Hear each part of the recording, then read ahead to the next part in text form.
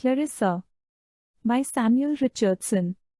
Clarissa, or The History of a Young Lady. Comprehending the most important concerns of private life, and particularly showing the distresses that may attend the misconduct both of parents and children. In Relation to Marriage is an epistolary novel by English writer Samuel Richardson, published in 1748. It tells the tragic story of a young woman, Clarissa Harlowe, whose quest for virtue is continually thwarted by her family. The Harlowes are a recently wealthy family whose preoccupation with increasing their standing in society leads to obsessive control of their daughter, Clarissa. It is considered one of the longest novels in the English language, based on estimated word count. It is generally regarded as Richardson's masterpiece. In 2015, the BBC ranked Clarissa 14th on its list of the 100 greatest British novels. In 2013, The Guardian included Clarissa among the 100 best novels written in English. Plot summary. Robert Lovelace, a wealthy libertine and heir to a substantial estate, begins to court Arabella, Clarissa's older sister. However, she rejects him because she felt slighted by his more ardent interest in her parents' approval than in her. Lovelace quickly moves on from Arabella to Clarissa, much to the displeasure of Arabella and their brother James. Clarissa insists that she dislikes Lovelace, but Arabella grows jealous of Lovelace's interest in the younger girl. James, also, dislikes Lovelace greatly because of a duel the two had once fought. These feelings combined with resentment that their grandfather had left Clarissa a piece of land and lead the siblings to be aggressive to Clarissa. The entire Harlowe family is in favor of her marrying Roger Soames. However, Clarissa finds Soames to be unpleasant company and does not wish to marry him either. This makes her family suspicious of her supposed dislike of Lovelace and they begin to disbelieve her. The Harlowes begin restricting Clarissa's contact with the outside world by forbidding her to see Lovelace. Eventually they forbid her to either leave her room or send letters to her friend, Anna Howe, until Clarissa apologizes and agrees to marry Soames. Trapped and desperate to regain her freedom, Clarissa continues to communicate with Anna secretly and begins a correspondence with Lovelace while trying to convince her parents not to force her to marry Soames. Neither Clarissa nor her parents will concede. They see her protests as stubborn disobedience and communication between parents and daughter breaks down. Lovelace convinces Clarissa to elope with him to avoid the conflict with her parents. Joseph Lehman, a servant of the Harlowe family, shouts and makes noise so it may seem like the family has awoken and discovered that Clarissa and Lovelace are about to run away. Frightened of the possible aftermath, Clarissa leaves with Lovelace but becomes his prisoner for many months. Her family now will not listen to or forgive Clarissa because of this perceived betrayal, despite her continued attempts to reconcile with them. She is kept at many lodgings, including unknowingly a brothel, where the women are disguised as high-class ladies by Lovelace so as to deceive Clarissa. Despite all of this, she continues to refuse Lovelace, longing to live by herself in peace. Lovelace is too cynical to believe that virtuous women exist and he is desperately trying to seduce Clarissa, despite declaring that he loves her. Although he puts her under increasing pressure to submit, Clarissa does not waver. Under the pretense of saving her from a fire, Lovelace at last gains entry to Clarissa's bedroom but she thwarts his attempted assault with vigorous resistance. She promises, under threat of rape, to forgive and marry him.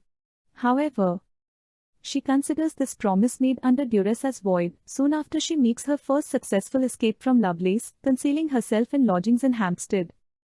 Enraged by Clarissa's flight, Lovelace vows to seek revenge. He hunts her down to the lodgings where she is hiding and rents all the rooms around her, effectively trapping her. He hires people to impersonate his own respectable family members to gain her trust. During this time he intercepts a letter to Clarissa from Anna Howe warning her of true extent of his deception and roguery. He commits forgery to put an end to the communication between them. Eventually, he persuades Clarissa to accompany his impostor relatives out in a carriage and thus carries her back to the disguised brothel. There, with the assistance of the prostitutes and brothel madam, he first drugs and then rapes her. After the rape, Clarissa suffers a loss of sanity for several days, presumably brought on by her extreme distress as well as the dose of opiates administered to her. This temporary insanity is represented in her mad letters by the use of scattered typography. When Clarissa recovers her senses, Lovelace soon realizes that he has failed to subdue or corrupt her. Instead, she is utterly repulsed by him. repeatedly refusing his offers of marriage despite her precarious situation as a fallen woman. She accuses him of deceiving and unlawfully detaining her and insists that he set her free. He continues to claim that the impersonators really were his family members and that his crime was simply one of desperate passion. He tries to convince her to marry him, alternating between threats and professions of love. She steadfastly resists and attempts several more escapes. Lovelace is forced to concede that Clarissa's virtue remains untarnished, but he begins to convince himself that the trial was not properly conducted. Since Clarissa was drugged at the time, she could neither consent nor refuse. He decides to orchestrate a second rape, but without drugs. Pretending to be angered by the discovery that she has bribed a servant to help her escape, Lovelace begins to menace Clarissa, intending to escalate the confrontation to physical violence, but she threatens to kill herself with a penknife should he proceed. Utterly confounded by her righteous indignation and terrified by her willingness to die for her virtue, Lovelace retreats. More intent than ever to make Clarissa his wife, Lovelace is called away to attend his dying uncle from whom he is expecting to inherit an earldom. He orders the prostitutes to keep Clarissa confined but well treated until he returns. Clarissa escapes, however, the brothel madam is able to have her jailed for a few days for unpaid bills. And Clarissa finds sanctuary with the shopkeeper and his wife when she is released. Corresponding with Lovelace's real family, she discovers for herself the true extent of his deception. She lives in constant fear of being found by him again, as he continues to send her marriage offers through his disreputable friend, John Belford, as well as through his own family members. Clarissa is determined not to accept. She becomes dangerously ill from the stress, rarely eating, convinced that she will die soon. Her illness progresses. She and Belford become correspondents.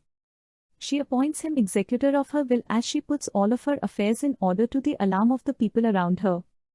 Belford is amazed at the way Clarissa handles her approaching death and laments what Lovelace has done. In one of the many letters sent to Lovelace, he writes, "If the divine Clarissa asks me to slit thy throat, Lovelace, I shall do it in an instant."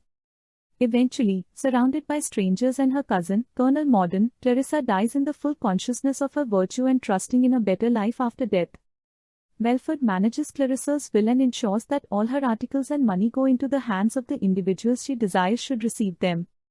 Lovelace departs for Europe and continues to correspond with Belford. Lovelace learns that Colonel Mordaunt has suggested he might seek Lovelace and demand satisfaction on behalf of his cousin. He responds that he is not able to accept threats against himself and arranges an encounter with Colonel Mordaunt. They meet in Munich and arrange a duel. Mordaunt is slightly injured in the duel, but Lovelace dies of his injuries the following day. Before dying he says, "Let this expiate." Clarissa's relatives finally realize they have been wrong, but it comes too late. They discover Clarissa has already died. The story ends with an account of the fate of the other characters. End of the summary. Thank you. Thank you.